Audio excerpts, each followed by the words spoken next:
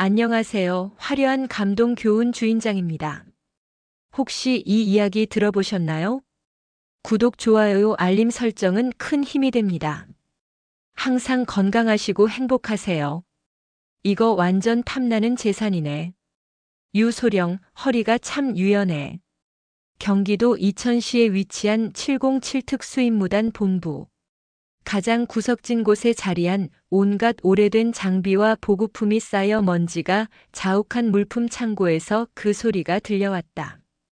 유서연 소령은 순간적으로 등골이 얼어붙는 듯한 섬뜩함을 느꼈다. 20대의 젊은 나이에 엘리트 코스를 밟아 소령 계급을 단 그녀는 지금 막 창고 깊숙한 곳에 선반 아래쪽에 놓인 특수 통신 장비를 찾기 위해 무릎을 꿇고 상체를 깊숙이 숙이고 있었다.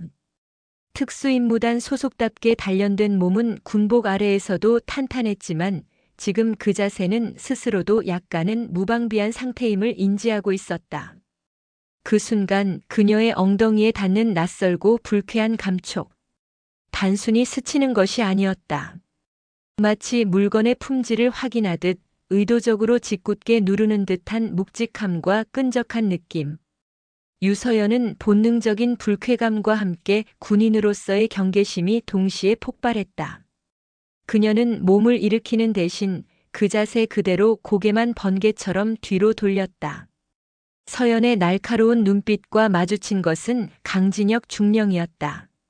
40대 중반의 대대장인 강중령은 미간에 주름을 잡고 애써 무심한 표정을 짓고 있었으나 그의 입가에는 금세 지워지지 않은 묘한 미소가 남아 있었다. 강진혁 중령. 평소에도 부대 내에서 여간부들에게 유독 과도한 친절을 베풀기로 소문이 자자했다. 그것은 단순한 친절이라기보다 계급 차이를 이용한 교묘하고 음흉한 접근이었다. 그는 늘 편안한 분위기를 핑계로 선을 넘나들었고 그의 의도적인 친절은 수많은 여군들에게 불편함과 압박감을 주었다. 서연은 숨을 들이마셨다. 그녀의 눈동자가 흔들림 없이 강진혁의 눈을 꿰뚫었다. 중령님, 방금 뭐라고 하셨습니까? 그리고 지금 제 몸에 닿은 것은 무엇입니까? 서연의 목소리는 낮고 차분했으나 그 속에는 일촉즉발의 분노가 서려 있었다. 707 특수임무단 최정의 요원답게 그녀의 대응은 감정적이지 않았고 오직 상황 파악과 경고에 집중되어 있었다. 강진혁은 자신의 오른손을 털어내듯 가볍게 흔들며 태연한 척했다. 어허, 유소령. 오해하지 마. 내가 말한 건 저기 쌓여있는 장비들 말이야. 자네가 너무 엉뚱한 곳에 집중해서 찾고 있길래 이 귀한 물건들을 탐낸다고 농담을 한 것뿐인데. 그리고 뭐에 닿았다고? 이 창고가 워낙 좁고 복잡해서. 아마 내가 지나가다가 선반 끝에 팔이 스친 모양이야. 신경 쓰지 마. 그의 목소리는 허허실실 웃음이 섞여 있었지만 그 눈빛은 전혀 웃고 있지 않았다. 마치 내가 뭘 어쩔 수 있겠냐고 도발하는 듯한 기색이었다. 서연은 그의 변명이 새빨간 거짓말임을 알고 있었다. 스치는 감촉이 아니었다. 분명히 멈춰서 힘을 주어 누르는 듯한 감촉이었다. 서연은 천천히 몸을 일으켰다. 그녀의 키가 강진혁과 거의 비슷해지자 창고의 낮은 조명 아래서 두 사람 사이의 긴장감이 더욱 팽팽해졌다. 서연은 장비가 널려있는 바닥을 내려다보며 단 한치의 물러섬도 없는 표정으로 말했다. 중령님, 이 창고에 들어서신 건 제가 물건을 찾기 위해 자세를 낮춘 뒤였습니다. 그리고 탐나는 재산이라는 표현을 쓰실 때 저를 가리키셨습니다. 저는 지금 이 장비를 찾고 있었습니다. 중령님께서 탐낼 만한 장비는 없습니다. 서연은 시선을 들어 강진혁의 얼굴을 정면으로 마주했다. 그리고 중령님의 손은 선반이 아닌 제 신체에 명확히 닿았습니다. 고의였는지 아닌지는 중령님께서 가장 잘 아실 겁니다. 특수임무단 소령으로서 저는 이 상황을 매우 심각하게 받아들이고 있습니다.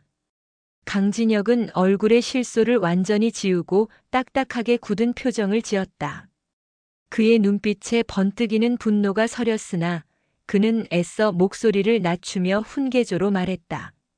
유소령, 내가 대대장으로서 충고하는데 젊은 사람이 너무 예민하면 군 생활 힘들어진다. 남자들끼리 농담 삼아 할 수도 있는 말 가지고 뭘 그렇게 심각하게 반응하나? 그리고 손이 실수로 스친 걸 가지고 고인이 뭐니? 자네 지금 상관 모욕하는 건가? 창고는 두 사람의 숨소리 외에는 아무 소리도 들리지 않았다. 먼지와 곰팡이 냄새가 섞인 공기 속에 계급과 성별, 권력이라는 보이지 않는 벽이 서연을 짓누르고 있었다. 서연은 이 싸움이 이 창고를 벗어나는 순간부터 그녀에게 불리해질 것임을 직감했다. 하지만 그녀는 물러설 생각이 없었다. 그녀는 707의 소령이었다. 임무 수행 중 단 한 번도 후퇴를 생각해 본 적 없는 그녀였다. 제1장 탐나는 재산과 분노의 정면. 유서연은 창고의 희미한 불빛 아래 강진혁 중령과 마주 서 있었다. 그의 뻔뻔한 표정과 상관 모욕이라는 단어는 서연의 피를 역류하게 만들었다. 그녀의 심장은 진동했지만 그녀는 분노를 표출하는 대신 그 감정을 차갑게 응축시켰다. 강진혁 중령은 서연이 예상했던 대로 상황을 단순한 실수 또는 과도한 반응으로 몰아가려 했다. 이는 평소 그가 보여주던 교활한 방식과 정확히 일치했다. 여성 부하들에게는 의도적인 친절로 환심을 사거나 압박을 가하고 문제가 발생하면 계급과 군 조직의 보수성을 방패 삼아 상황을 무마하는 식이었다. 중령님, 상관 모욕이라니요? 저는 지금 저에게 발생한 명백한 신체 접촉에 대해 사실을 묻고 그에 따른 책임을 요구하고 있는 것뿐입니다. 서연은 허리를 고추 세웠다. 만약 중령님의 행동이 고의가 아니었다면 실수였다. 사과한다라고 말씀하셔야 정상입니다. 하지만 중령님은 저에게 예민하다느니 상관 모욕이라느니 말씀하시며 상황을 회피하고 계십니다. 저는 중령님의 행동과 태도에서 고의성을 확신합니다. 강진혁의 얼굴이 붉게 달아올랐다. 그는 지금까지 이런 식으로 정면 대결을 시도하는 여간부를 만나본 적이 없었다. 대부분은 불편함을 느껴도 침묵하거나 애써 웃어넘기는 것으로 상황을 모면하려 했다. 하지만 서연은 달랐다. 그녀는 전술적으로 심리적으로 압박해왔다. 유서연 소령. 지금 이 자리에서 나의 말을 곡해하고 없는 사실을 만들어서 상관을 공격하려는 의도가 보이는군. 내가 왜 자네에게 사과를 해야 하나? 내가 사과를 하면 내가 뭘 인정하는 꼴이 되는지 몰라서 그러나? 다시 말하지만 나는 선반 옆을 지나다가 실수로 팔이 스쳤을 뿐이야. 자네의 몸이 그 위치에 있었다는 사실은 유감이지만 그걸 가지고 이런 식으로 트집 잡는 건 조직의 기강을 해치는 일이야. 강진혁은 손가락으로 서연을 가리키며 목소리를 높였다. 서연은 강진혁의 손가락을 잠시 바라보았다가 그의 눈을 응시하며 단호하게 말했다. 중령님, 트집이 아닙니다. 저는 단지 저의 존엄성을 지키고 중령님께 올바른 행동을 요구하고 있을 뿐입니다. 이 문제는 여기서 끝낼 수 없습니다. 저는 이 사건을 공식적으로 보고하겠습니다. 강진혁의 표정이 완전히 굳어졌다. 그가 가장 두려워했던 단어 공식 보고가 서연의 입에서 나왔다. 뭐? 공식 보고? 유소령, 정신 차려. 자네 지금 어떤 조직에 속해 있는지 잊었나? 자네가 보고하면 누가 자네 편을 들어줄 것 같아? 증거가 있나? 목격자가 있나? 이 먼지 쌓인 창고에서 단 둘이 있었던 상황인데 자네의 주장만 가지고 내가 처벌을 받을 거라고 생각하나? 강진혁은 한 발짝 더 서연에게 다가섰다. 잘 생각해, 유소령. 자네는 이제 막 소령을 단 젊은 장교야. 아직 군 생활이 창창해.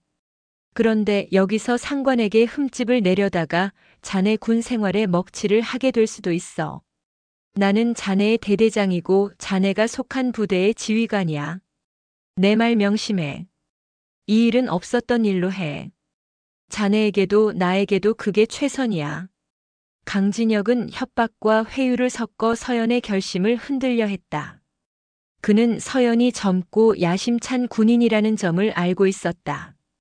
그의 계산으로는 서연이 자신의 미래를 위해 침묵을 택할 것이라 확신했다. 하지만 서연은 그가 예상한 궤도에서 완전히 벗어났다. 그녀는 강진혁의 눈을 똑바로 바라보며 자신의 군복에 달린 태극기와 소령 계급장을 손가락으로 가볍게 두드렸다. 저는 707 특수임무단 소속입니다. 저는 이 나라와 국민의 명예를 지키기 위해 존재합니다. 그 명예에는 저의 명예도 포함됩니다. 중령님께서 저에게 가한 행동은 저의 명예를 훼손했습니다. 그리고 저는 중령님께 흠집을 내는 것이 아니라 정의를 바로 세우려는 것입니다. 내일부터 이천시의 부대 본부가 어떤 분위기가 될지는 저도 모르겠습니다만 저는 굴복하지 않습니다. 중령님은 지금 저에게 사과를 할 마지막 기회를 놓치셨습니다. 서연은 더 이상 강진혁과 대화할 가치를 느끼지 못했다.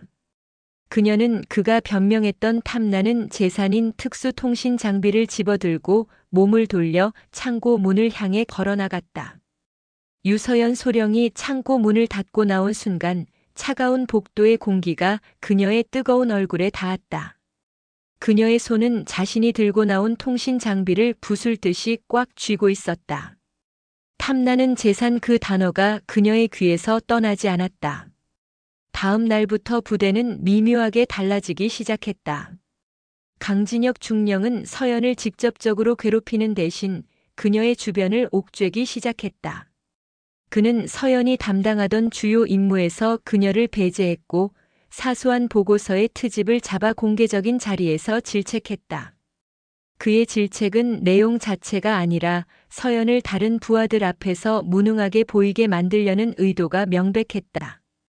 유소령, 작전 보고서가 이게 뭔가?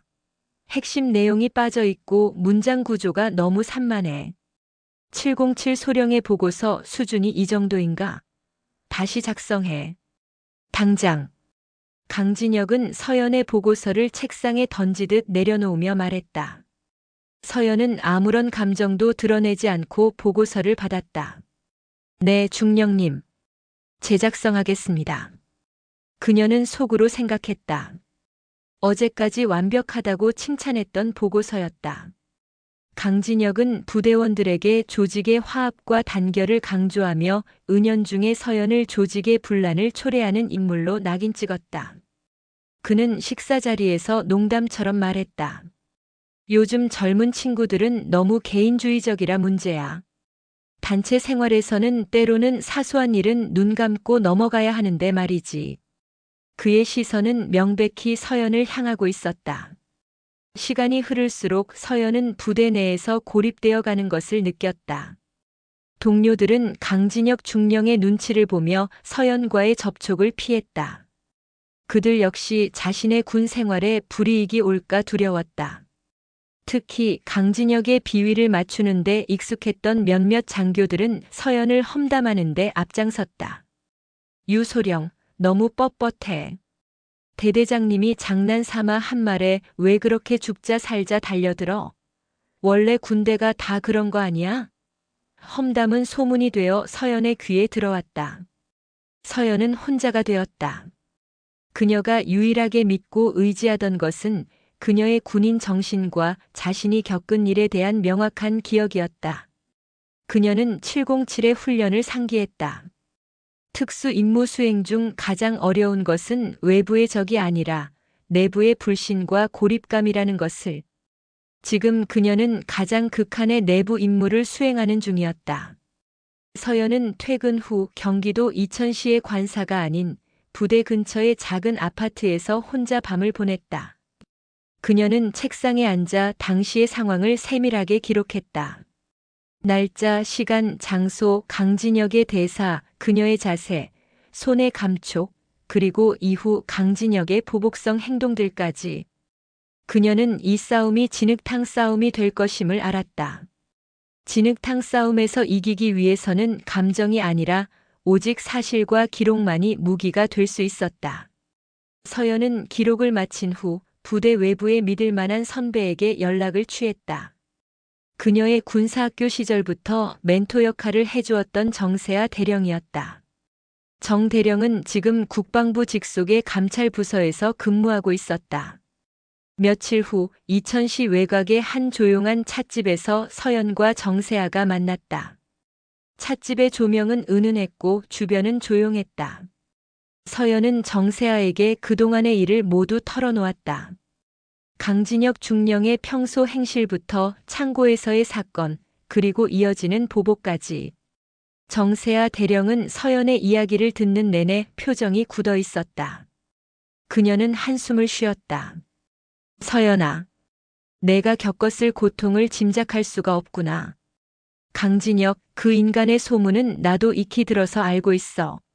하지만 내가 알고 있듯이 군 조직은 이런 문제에 있어서는 외부의 눈보다 내부의 질서를 우선시하는 경향이 강해. 내가 아무리 정당하다고 주장해도 내 입장을 증명할 물리적 증거가 부족하면 오히려 내가 조직을 뒤흔든 문제아로 낙인 찍힐 가능성이 높아. 서연은 커피잔을 꽉 쥐었다. 알고 있습니다, 선배님. 하지만 저는 이대로 넘어갈 수 없습니다. 단순히 저 한 사람의 문제가 아닙니다. 중령님은 그 계급을 이용하여 계속해서 다른 여간부들에게도 같은 행동을 할 것입니다. 제가 여기서 침묵하면 그것은 또 다른 피해자를 만드는 것과 같습니다. 저는 제가 겪은 고통을 덮어버리고 싶지 않습니다. 정세아는 서연의 단호한 눈빛을 읽었다. 그 눈빛은 707 특수임무 수행을 앞둔 정예 요원의 눈빛이었다. 서연아, 내 용기에 박수를 보낸다. 하지만 현실은 냉정해. 너는 대대장의 지휘 계통 아래에 있어. 너의 보고는 1차적으로 강진혁의 손을 거쳐야 할 수도 있고 아니면 그에게 보고될 거야. 상황은 더욱 악화될 수 있어. 너는 이 싸움을 시작하면 내가 쌓아온 모든 것을 걸어야 할 수도 있다는 것을 알아야 한다. 서연은 조용히 고개를 끄덕였다. 각오하고 있습니다, 선배님. 하지만 저는 선배님께 도움을 요청드립니다. 중령님을 건너뛰고 국방부 직속의 감찰부서에서 이 문제를 조사해 주실 수 있도록 말입니다. 저는 저의 기록과 함께 공식적인 진정서를 제출할 것입니다. 정세아는 서연의 손을 잡았다. 좋아. 내가 이 싸움을 결심했다면 내가 할 수 있는 모든 것을 하겠다. 하지만 이 일은 아주 은밀하게 진행해야 해. 강진혁이 내 움직임을 눈치채는 순간 그는 분명히 더러운 수를 쓸 거야. 우리는 그의 예상 밖에서 움직여야 한다. 나는 내 진정서를 기다리겠다.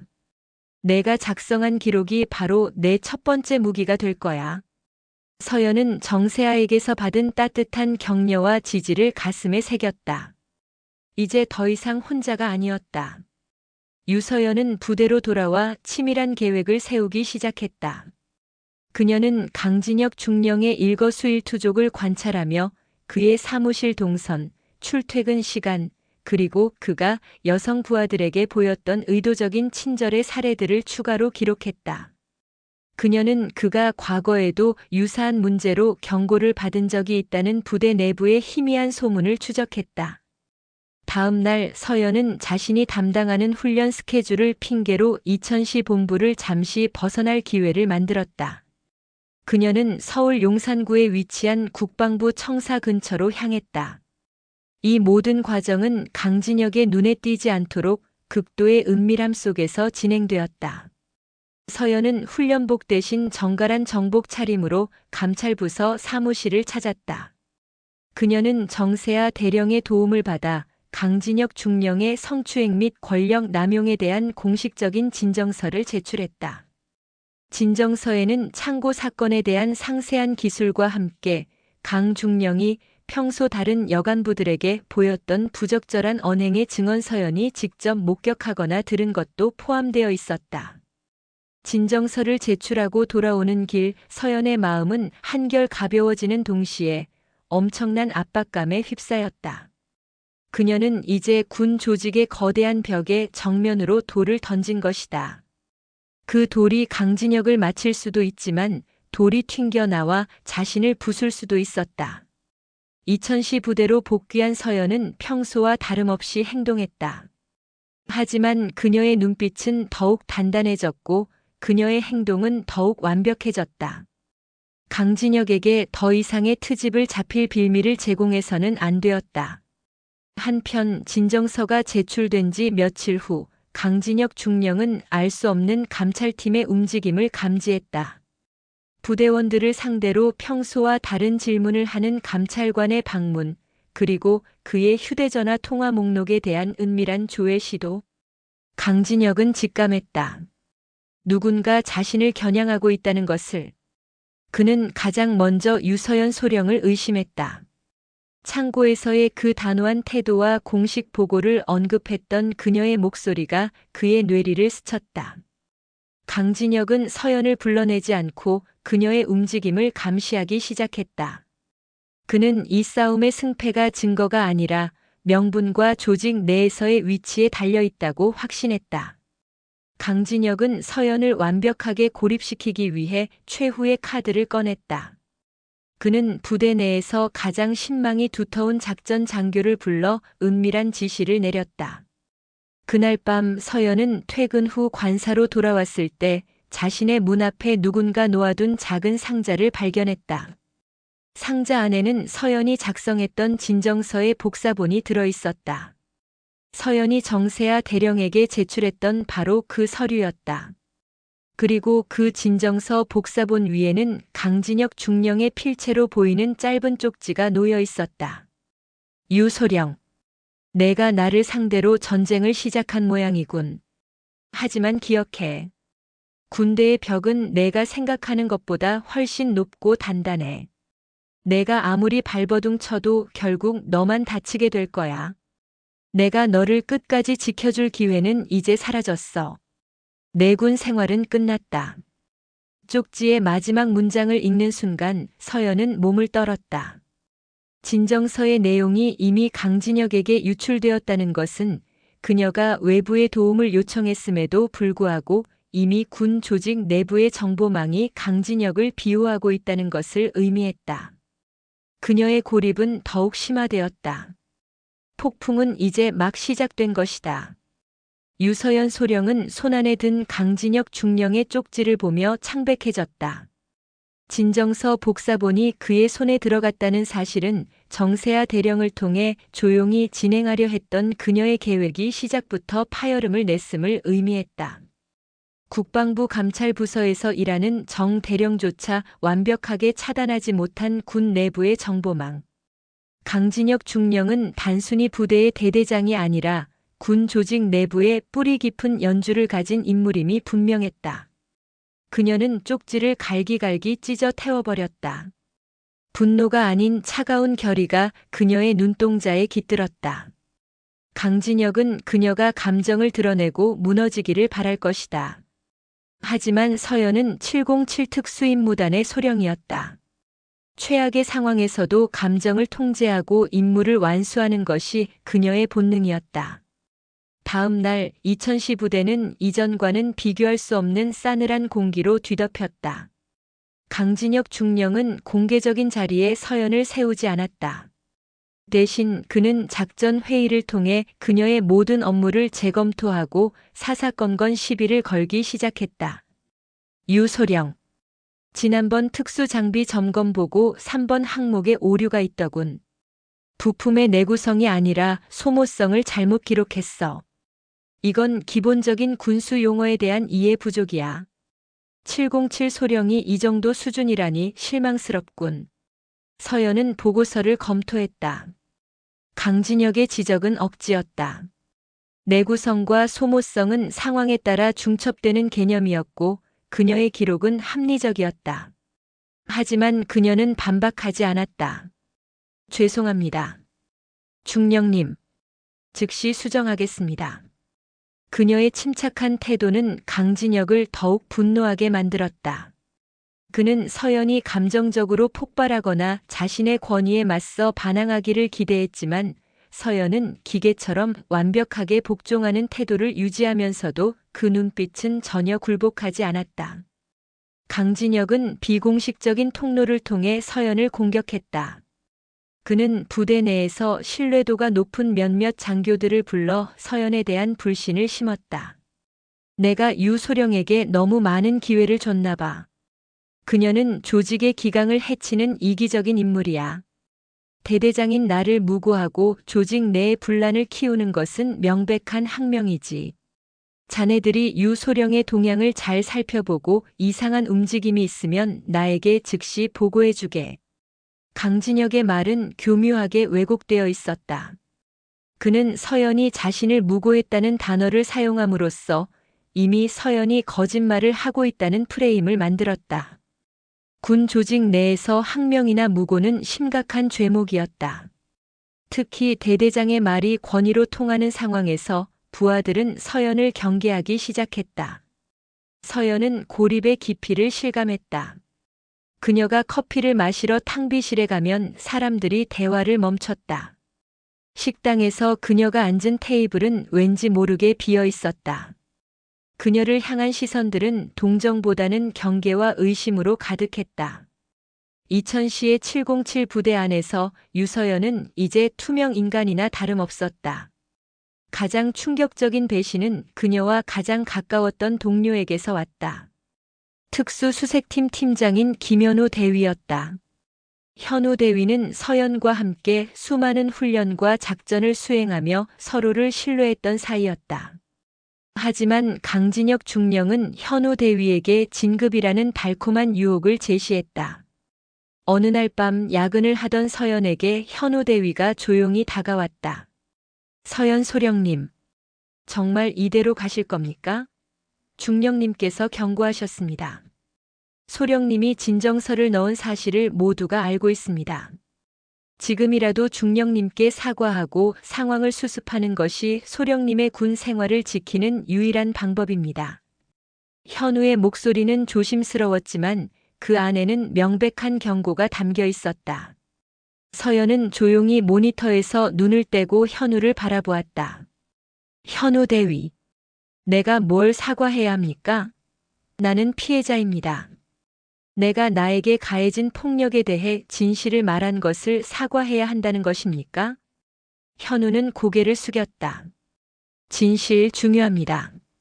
하지만 군대는 진실보다 조직의 안정을 우선시합니다.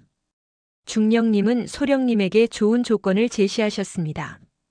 소령님이 진정서를 철회하고 이 문제를 오해로 마무리한다면 중령님은 소령님을 오히려 적극적으로 밀어주겠다고 하셨습니다. 진급도 확실하게 보장해주겠다고 약속하셨습니다. 서연은 가슴 깊은 곳에서 차가운 웃음이 터져나왔다. 강진혁 중령의 마지막 발악이었다. 회유와 협박을 동시에 사용하며 그녀의 정의감을 야망과 맞바꾸려 하는 것이다. 김현우 대위, 당신은 내가 그 탐나는 재산에 눈이 멀어 나를 건드린 사람의 손을 잡고 진급을 택할 것이라 생각하는군요. 그렇다면 당신은 나를 전혀 모르는군요. 그리고 당신이 나에게 이 말을 전함으로써 당신은 이미 강중령의 편에 섰다는 것을 잊지 마십시오. 서연의 목소리는 단호했지만 실망감이 짙게 배어 있었다. 현우는 얼굴이 붉어졌지만 끝내 아무 말도 하지 못하고 자리를 떠났다. 서연은 이제 부대 내에서 아무도 믿을 수 없음을 깨달았다. 그녀의 싸움은 이제 외부의 감찰 조사와 내부의 고립이라는 이중고를 견뎌내야 하는 고독한 생존 싸움이 되었다. 이천시의 밤하늘은 유난히도 무거웠다. 유서연 소령의 진정서가 제출된 후 국방부 감찰팀은 은밀하게 움직이기 시작했다. 정세아 대령의 지원 덕분에 이천시 707 부대에 대한 감찰은 강진혁 중령이 예상하지 못한 방식으로 진행되었다. 그러나 강진혁은 이미 서연의 진정서 내용을 알고 있었기에 그는 감찰팀이 오기 전부터 증거인멸과 진술 조작을 치밀하게 준비했다. 감찰팀이 부대에 도착했을 때 강진혁은 극도로 협조적인 태도를 보였다. 저에게 무고한 성추행 혐의를 씌운 유서연 소령은 제가 평소 엄격하게 대했던 것에 불만을 품고 허위 진술을 하고 있는 것으로 보입니다. 물론 저는 감찰에 적극 협조하겠습니다. 하지만 이 일로 인해 부대의 기강이 무너지는 것은 막아야 합니다. 강진혁의 치밀한 준비 덕분에 감찰팀의 초기 조사는 난항을 겪었다. 첫째, 물품 창고에는 폐쇄회로 텔레비전이 설치되어 있지 않았다. 둘째, 당시 창고 근처를 지나던 병사들은 강진혁의 사전 교육으로 인해 아무것도 보지 못했다고 진술했다. 셋째, 강진혁에게 의도적인 친절을 받았던 여간부들은 강중령이 따뜻하고 배려심 깊은 상관이었다고 일제히 진술했다. 그들은 자신들의 군 생활에 불이익이 올까 두려워 감히 진실을 말하지 못했다. 감찰팀의 조사관이 서연을 불렀다. 유소령. 현재 상황은 소령님에게 매우 불리합니다. 목격자도 없고 물증도 없습니다. 심지어 강중령의 평소 행실에 대해서도 대부분의 여간부들이 긍정적인 진술을 하고 있습니다. 소령님의 주장은 오직 소령님의 진술에만 의존하고 있습니다. 서연은 침착하게 대답했다. 조사관님, 군 조직 내에서 계급 차이로 인한 성폭력이나 추행 사건은 증거를 남기기 어렵습니다. 목격자 진술이 강중령에게 유리하게 돌아가는 것은 그가 대대장으로서 부하들에게 압력을 행사했거나 그들의 미래를 담보로 회유했기 때문일 것입니다. 그들의 침묵이 곧 강중령의 죄를 입증하는 것입니다. 조사관은 서연의 논리에 고개를 끄덕이면서도 법적인 절차와 증거의 중요성을 강조했다. 저희는 소령님의 억울함을 알고 싶습니다. 하지만 증거가 없으면 강중령은 혐의 없음 처분을 받을 것이고 오히려 소령님은 상관무고로 역징계를 받을 수 있습니다. 이 점을 분명히 아셔야 합니다. 상황은 절망적이었다. 강진혁 중령은 자신의 승리를 확신했다. 그는 작전 회의에서 서연을 노골적으로 무시하며 그녀의 존재를 부대에서 지워나가고 있었다. 하지만 서연은 포기하지 않았다. 그녀는 창고 사건 직후 강진혁이 보였던 미묘한 행동 변화에 주목했다. 그는 사건 직후 며칠간 평소에는 절대 하지 않던 행동을 했다. 바로 물품 창고 주변을 맴돌며 무언가를 확인하는 듯한 행동이었다. 서연은 이천시 부대의 보안 시스템을 면밀히 분석했다. 물품 창고 내부에는 CCTV가 없었지만 복도와 외부 동선을 감시하는 카메라는 있었다. 특히 창고 문을 열고 닫는 서연과 강진혁의 모습이 간접적으로 찍힐 수 있는 각도의 복도 카메라가 존재했다. 문제는 그 영상이 이미 강진혁 중령의 지시로 삭제되었을 가능성이 높다는 것이었다. 서연은 감찰팀에 이 사실을 알렸고 정세아 대령의 조치로 감찰팀은 부대 서버실의 접근 기록과 삭제된 영상의 복구 가능성을 조사했다. 서버실 조사에서 뜻밖의 사실이 밝혀졌다. 영상은 삭제되었지만 삭제 권한을 사용한 IP와 시간이 강진혁 중령의 사무실에서 사용된 것으로 기록되어 있었다.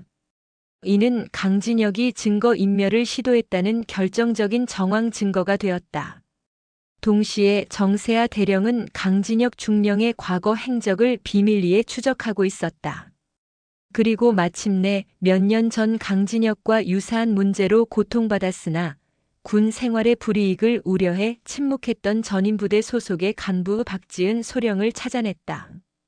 박지은 소령은 현재 전역 후 이천에서 멀리 떨어진 포항시에 거주하고 있었으나 정 대령의 끈질긴 설득 끝에 어렵게 입을 열기로 결정했다. 그녀는 강진혁 중령이 그녀에게도 사적인 만남을 강요하고 신체 접촉을 시도했던 경험을 상세히 증언했다. 그리고 그녀는 당시 강 중령이 자신에게 보냈던 협박성 메시지의 사본을 보관하고 있었다. 박지은 소령의 증언은 서연의 주장에 힘을 실어줄 숨겨진 증인이었다. 그녀의 증언은 강진혁의 습관적인 부적절한 행위를 입증하는 중요한 증거가 되었다.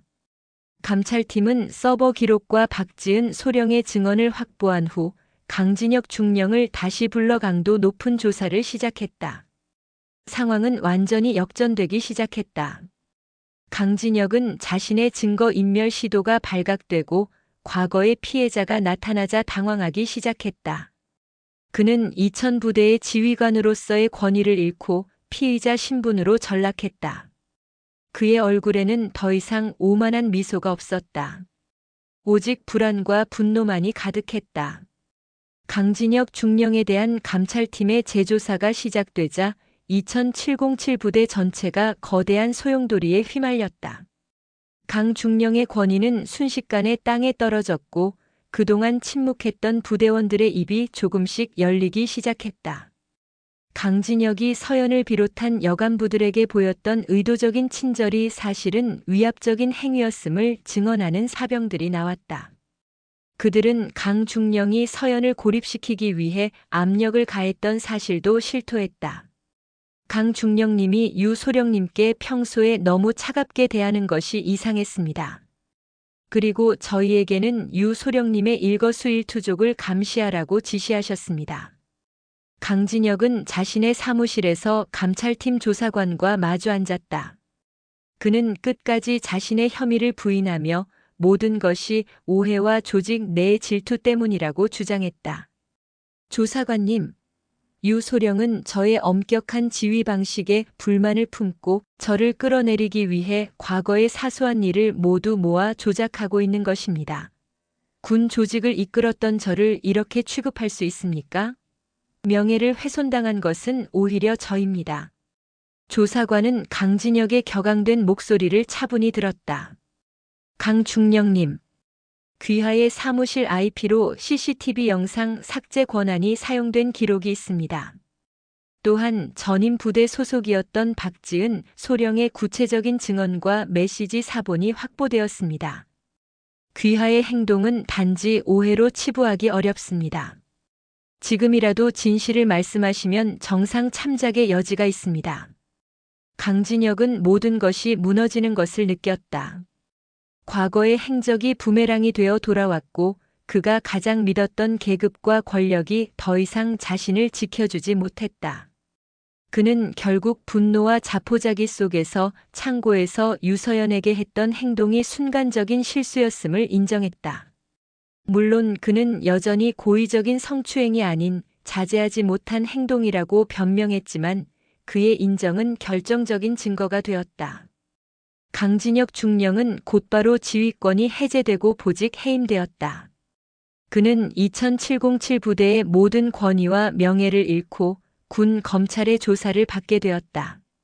부대는 안정을 되찾았지만 서연은 쉽게 웃을 수 없었다. 그녀는 승리했지만 깊은 상처를 입었다. 그녀는 정세아 대령을 찾아갔다. 선배님, 강 중령은 이제 처벌을 받게 될 것입니다. 하지만 저의 마음은 편치 않습니다. 저는 그를 처벌하기 위해 부대 내 모든 사람에게서 고립되었고 동료였던 사람들의 경멸과 배신을 겪었습니다.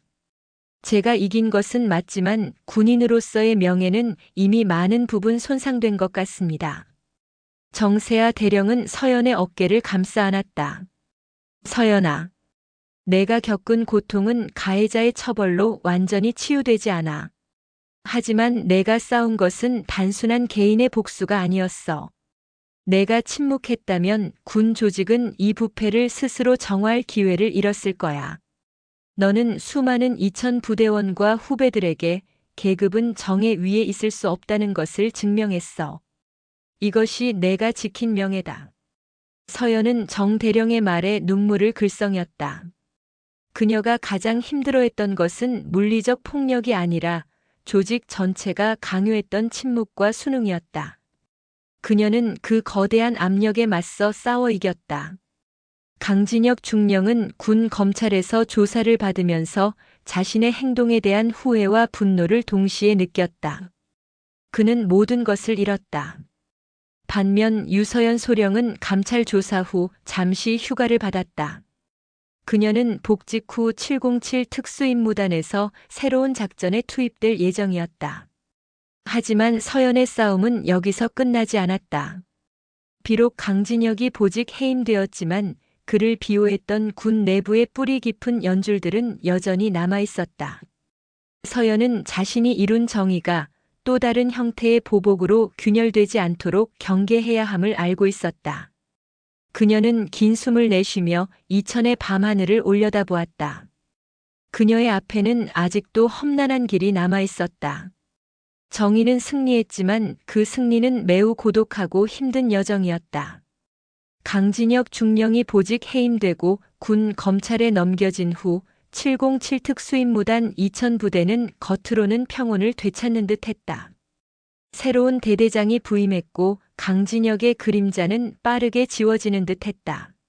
하지만 유서연 소령에게는 여전히 싸늘한 기운이 감돌았다. 강진혁을 비호했던 세력 그리고 권력의 부패에 순응했던 다수의 친묵 세력은 서연을 완전히 받아들이지 못했다. 그들은 서연을 정의를 위해 용기를 낸 영웅이 아니라 조직의 비밀을 외부에 누설한 배신자 또는 너무 까다롭고 예민한 문제아로 인식했다. 2000부대 내에 깊이 뿌리내린 보수적인 사고방식과 기득권층의 앙금이었다. 서연은 복귀 후 자신이 담당했던 핵심 작전 임무에서 계속해서 배제되었다. 공식적인 이유로는 감찰 조사로 인해 발생한 심리적 안정화 기간이 필요하다는 것이었지만 실제로는 서연의 능력을 불신하고 그녀와의 협업을 꺼리는 동료들의 무언의 압력이었다. 작전 회의에서 서연이 아무리 날카로운 전술적 분석을 제시해도 동료 장교들은 고개를 끄덕이면서도 결국 서연의 의견을 배제한 채 더 보수적이고 안전한 경로를 택했다. 그녀는 투명 인간 취급을 받는 듯 했다. 가장 서연을 괴롭힌 것은 동료였던 김현우 대위의 태도였다. 현우 대위는 강진혁에게 진급을 약속받고 서연을 회유하려 했던 자신의 과거를 부끄러워했지만 서연에게 진심으로 사과할 용기는 내지 못했다. 그는 서연을 마주칠 때마다 애써 시선을 피하거나 형식적인 인사만 건넬 뿐이었다. 어느 날 서연은 부대 훈련장에서 현우 대위와 마주쳤다. 현우는 부하들을 지도하고 있었고 서연은 묵묵히 개인 훈련을 하고 있었다. 서연은 망설임 끝에 현우에게 다가갔다. 김 대위. 현우는 화들짝 놀라며 경례했다. 소령님. 지난번 그 일에 대해 저는 당신을 원망하지 않습니다. 서연이 말했다. 하지만 당신이 강중령의 회유를 받아 저를 찾아왔을 때 제가 느꼈던 실망감은 컸습니다. 당신은 저의 동료였고 우리는 서로의 등을 믿고 수많은 임무를 수행했습니다. 현우는 고개를 숙였다. 죄송합니다, 소령님. 저는 그저 저의 군 생활이 끝날까 두려웠습니다. 중령님의 권력이 너무 막강하다고 생각했습니다. 저의 나약함이었습니다. 군인으로서 두려움은 이해합니다. 서연은 단호하게 말했다. 하지만 두려움이 정의를 짓밟는 이유가 되어서는 안 됩니다. 당신은 저에게는 큰 잘못을 했지만 스스로에게도 큰 죄를 지었습니다. 당신은 진급이라는 달콤한 유혹 앞에서 707의 명예와 동료와의 신뢰를 저버리려 했습니다. 강중령은 조직의 부패였지만 당신의 침묵은 그 부패를 키우는 걸음이었습니다. 현우 대위는 얼굴이 벌겋게 달아올랐다. 그는 아무 말도 하지 못하고 땀만 흘렸다. 저는 이 부대를 떠나지 않을 것입니다. 서연은 현우의 눈을 똑바로 바라보았다. 저는 제가 해야 할 일을 했습니다. 앞으로도 2000부대에 남아 당신을 포함한 모든 동료들이 계급이 아닌 실력과 정의를 따르도록 만들 것입니다. 당신이 스스로의 명예를 회복하는 방법은 저의 눈치를 보는 것이 아니라 다시는 그런 선택을 하지 않는 것입니다. 서연의 차가운 일갈은 현우 대위의 가슴에 깊은 상처를 남겼다. 그의 배신은 서연의 승리 뒤에 남은 가장 쓰라린 앙금이었다. 서연은 알았다. 강진혁 중령은 비록 사라졌지만 그가 남긴 권력의 맹종이라는 바이러스는 부대 내에 여전히 퍼져 있음을. 그녀의 싸움은 이제 외부의 적이 아닌 내부의 침묵과 부도덕한 관행과의 싸움으로 전환되어야 했다. 그녀의 고독한 명예 회복 과정이 시작된 것이다. 유서연 소령은 자신을 고립시키려는 부대의 냉담한 분위기를 극복하기 위해 오직 실력으로 맞서기로 결심했다. 707 특수임무단 소속으로서 그녀에게 가장 큰 무기는 군인다운 능력과 완벽한 임무 수행이었다. 그녀는 훈련에 더욱 매진했고 누구도 따라올 수 없는 압도적인 능력을 보여주기 시작했다. 이천부대 지휘부는 서연을 무시할 수는 없었지만 여전히 그녀를 핵심 작전에서 배제하려 했다. 그러던 중 북한 접경 지역에서 긴급한 특수정찰 임무가 발생했다. 매우 위험하고 민감한 임무였으며 실패 시 막대한 외교적, 군사적 파장이 예상되는 임무였다. 이 임무는 707 내에서도 가장 숙련되고 판단력이 빠른 요원만이 수행할 수 있었다. 부대 지휘부는 고민에 빠졌다. 서연의 능력은 의심의 여지가 없었지만 그녀를 이 임무에 투입하는 것은 부담스러운 일이었다. 만약 그녀가 임무에 실패하거나 혹은 사소한 실수라도 한다면 이는 그녀를 영원히 조직에서 배제할 명분이 될 수도 있었기 때문이다. 새로 부임한 대대장 박태준 중령은 강진혁과는 다른 인물이었지만 여전히 보수적인 조직의 압력에서 자유롭지 못했다. 그러나 그는 서연의 훈련 성과와 과거 기록을 검토한 후 그녀의 능력이 현 상황에서 대체 불가능하다는 결론을 내렸다. 박태준 중령은 서연을 자신의 사무실로 불렀다. 유소령. 이번 특수 정찰 임무는 매우 위험하고 중요합니다. 하지만 나는 당신의 능력을 신뢰합니다. 부대 내에서 당신만큼 이 임무를 완벽하게 수행할 수 있는 요원은 없습니다. 하지만 당신이 이 임무를 맡게 되면 당신을 향한 일부의 의심과 질투는 더욱 심해질 수 있습니다. 특히 당신의 복귀 후 첫 임무이기에 당신을 흠집 내려는 시도가 있을 수 있습니다.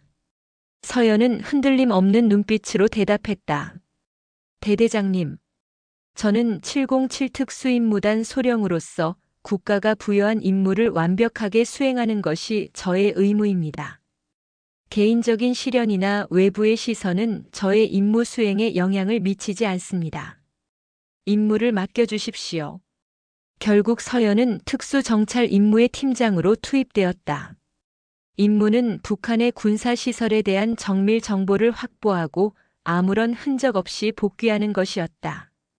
임무는 예상대로 험난했다. 적진 깊숙이 침투한 서연팀은 매 순간 생존의 기로에 놓였다. 팀원들은 처음에 서연에 대한 미묘한 불신과 거리감을 가지고 있었지만 작전이 진행될수록 서연의 뛰어난 전술 능력과 냉철한 판단력에 압도당했다. 서연은 자신의 개인적인 감정을 완전히 배제하고 오직 임무 성공만을 목표로 했다. 그녀는 위험을 감수하면서도 팀원들의 안전을 최우선으로 생각했고 결정적인 순간에 놀라운 기지를 발휘하여 적의 매복을 피해냈다. 임무 중 팀원 한 명이 부상을 입는 긴급 상황이 발생했다. 서연은 주저없이 자신의 임무 장비를 내려놓고 팀원의 응급 처치와 안전 확보에 집중했다. 그녀는 부상당한 팀원을 등에 업고 적의 추적을 따돌리며 예정된 복귀 지점으로 향했다. 며칠간의 사투 끝에 서연팀은 모든 임무 목표를 완수하고 무사히 이천부대로 복귀했다. 확보된 정보는 매우 중요했고 팀원 모두의 생존을 지켜낸 서연의 지휘력은 완벽 그 자체였다. 복귀 후 이천부대는 서연을 향한 시선이 완전히 달라졌다. 강진혁 사건으로 인한 논란과 고립은 그녀의 압도적인 실력 앞에 무의미해졌다. 그녀를 비난하고 의심하던 동료 장교들은 침묵할 수밖에 없었다. 그들은 서연의 능력과 희생정신을 목격했고 그녀가 진정한 군인임을 인정할 수밖에 없었다. 특히 김현우 대위는 서연의 복귀를 누구보다 기뻐했다. 그는 서연이 부상당한 팀원을 업고 돌아오는 모습을 보며 자신이 얼마나 비겁하고 어리석은 선택을 할 뻔했는지 깨달았다. 현우는 서연에게 진심으로 다가가 사과했다. 소령님, 정말 죄송합니다. 저는 소령님의 실력과 용기를 의심했습니다. 그리고 소령님을 배신하려 했습니다. 저는 지금 소령님에게 고개를 들 수 없습니다. 서연은 현우를 바라보았다. 그녀는 복귀 후의 피로와 부상으로 지쳐 있었지만 미소를 지었다. 김대위, 저는 당신의 사과를 받아들입니다.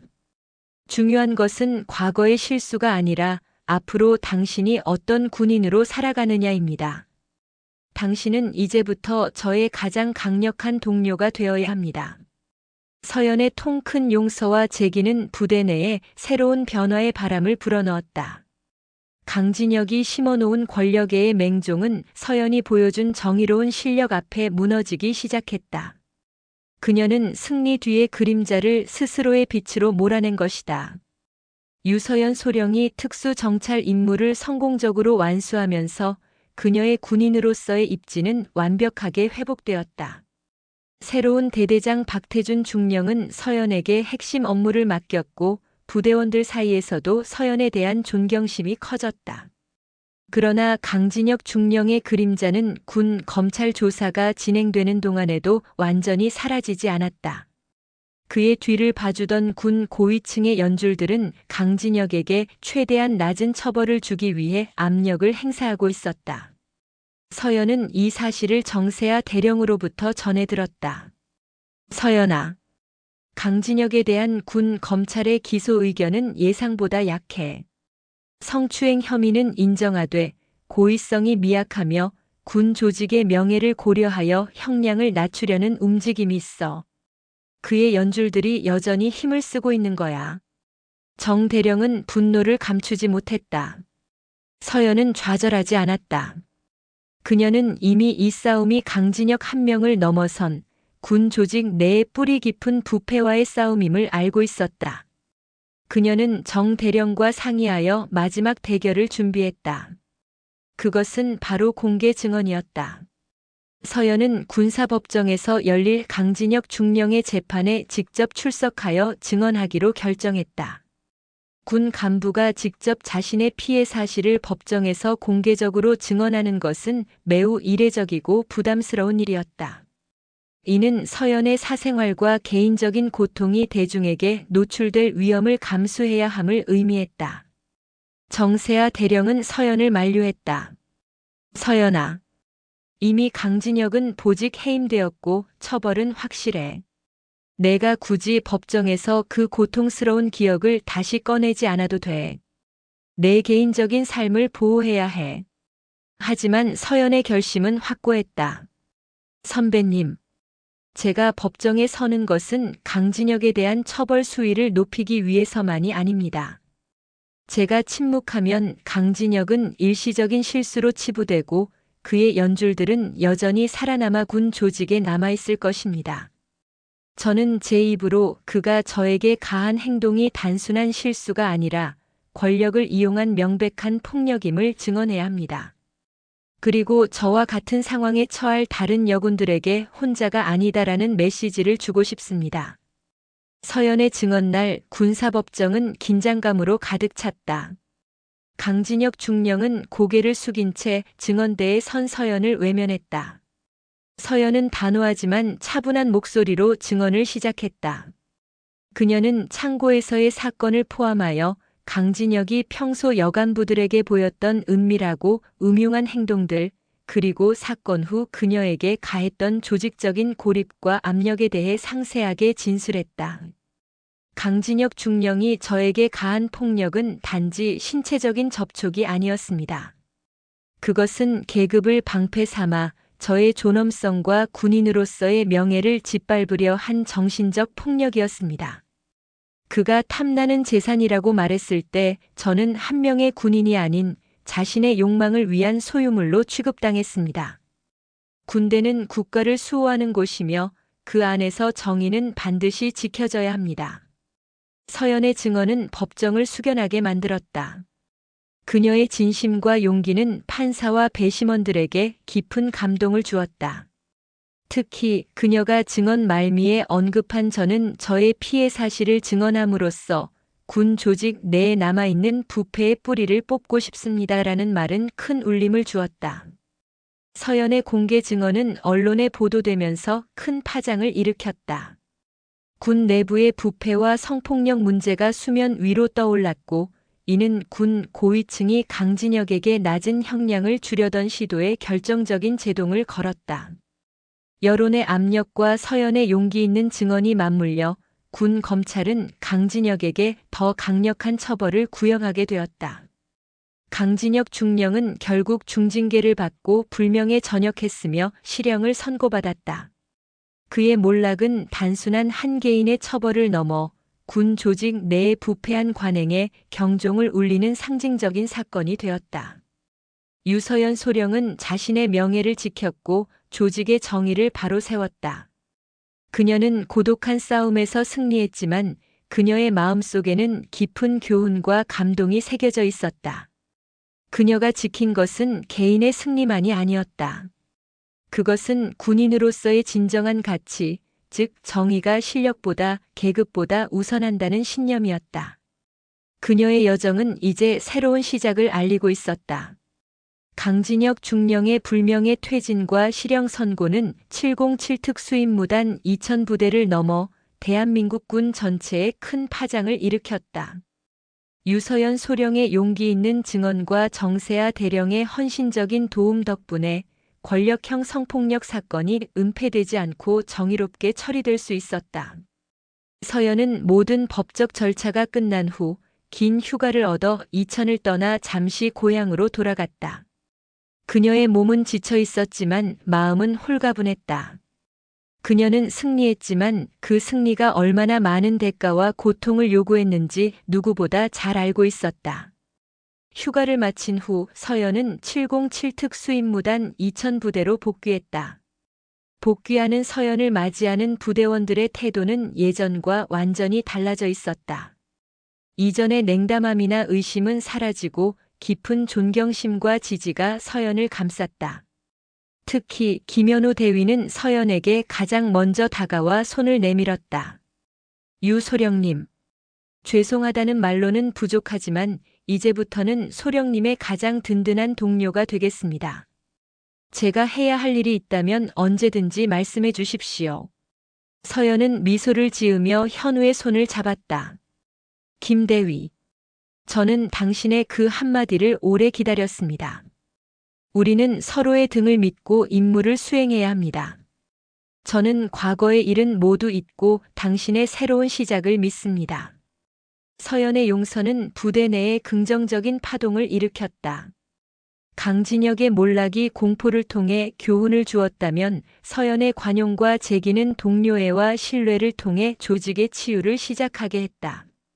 새로운 대대장 박태준 중령은 서연을 부대 내에서 가장 중요한 특수작전 기획관으로 임명했다. 이는 서연의 능력을 공식적으로 인정하는 동시에 그녀의 정의감이 조직의 핵심 가치로 자리 잡았음을 상징하는 조치였다. 서연은 자신의 승리가 개인적인 복수가 아니었음을 다시 한번 깨달았다. 그녀가 싸운 것은 강진혁 중령 개인과의 싸움이 아니라 계급이 곧 정의라는 잘못된 군 문화와의 싸움이었다. 그녀의 행동은 군대 내의 부조리한 관행에 맞설 용기가 없었던 수많은 침묵의 피해자들에게 희망을 주었다. 시간이 흘러 서연은 군 조직 내에서 더욱 확고한 위치를 다졌다. 그녀는 강직하고 능력 있는 장교로 인정받았고 그녀의 과거는 그녀의 약점이 아닌 그녀의 정의로움을 입증하는 상징이 되었다. 그녀는 후배 여군들을 위한 멘토가 되었고 그녀의 사무실은 부당한 대우를 받는 후배들이 용기를 얻는 장소가 되었다. 서연은 어느 날 2000부대 내에서 열린 간부 대상의 윤리교육 강연에서 연단에 섰다. 강연을 듣는 사람들 중에는 김현우 대위를 비롯한 수많은 동료 장교들이 있었다. 여러분, 제가 겪었던 일은 단순한 성추행 사건을 넘어섰습니다. 그것은 제가 707 특수임무단 소령으로서 지켜야 할 명예와 자존심 그리고 군인으로서의 정체성 전체를 무너뜨리려 했던 시도였습니다. 서연은 차분하지만 힘있는 목소리로 말했다. 저는 그 싸움에서 승리했습니다. 하지만 진정한 승리는 가해자의 처벌에서 오는 것이 아닙니다. 진정한 교훈은 우리가 이 사건을 통해 무엇을 배웠는가에 있습니다. 서연은 잠시 숨을 고르고 청중을 바라보았다. 군대는 계급과 질서가 생명인 조직입니다. 하지만 그 계급과 질서는 반드시 정의와 인간의 존엄성이라는 토대 위에 세워져야 합니다. 계급이 힘을 행사하는 도구가 되고 정의를 짓밟는 방패가 되는 순간 그 조직은 썩기 시작합니다. 저의 싸움이 여러분에게 감동을 주었다면 그것은 제가 특별히 강해서가 아니라 제가 이 거대한 조직 속에서 혼자가 아니기를 바라는 마음으로 진실을 말했기 때문일 것입니다. 부당함 앞에서 침묵하는 것은 안전한 선택처럼 보일 수 있지만 그 침묵은 결국 조직 전체의 부패를 키우고 우리 모두를 더 큰 위험에 빠뜨립니다. 서연은 마지막 말을 힘주어 마무리했다. 우리 모두는 707 특수임무단의 일원입니다. 우리는 국가와 국민을 지키기 위해 존재합니다. 그리고 그 시작은 바로 우리 내부에서 정의와 명예를 지키는 것에서부터 출발합니다. 부당함에 맞설 용기, 그것이 진정한 특수 임무입니다. 강연이 끝나자 청중은 뜨거운 박수를 보냈다. 그 박수는 서연의 용기에 대한 찬사였고 동시에 부대원들 스스로가 새로운 가치를 품고 조직을 변화시키겠다는 다짐이었다. 유서연 소령은 이제 단순한 엘리트 군인을 넘어 군 조직의 정의를 상징하는 아이콘이 되었다. 그녀의 이야기는 군내에 오랫동안 전해져 내려올 것이었다. 한 여성 장교의 고독했던 싸움이 조직 전체를 정화시키고 수많은 사람들에게 용기와 희망을 심어준 교훈과 감동의 이야기로 마무리되었다. 그녀의 앞날에는 분명히 더 많은 도전이 기다리고 있었지만 이제 서연은 혼자가 아니었다. 그녀는 자신이 지켜낸 정의의 힘을 믿으며 2000의 707 부대에서 새로운 임무를 준비했다.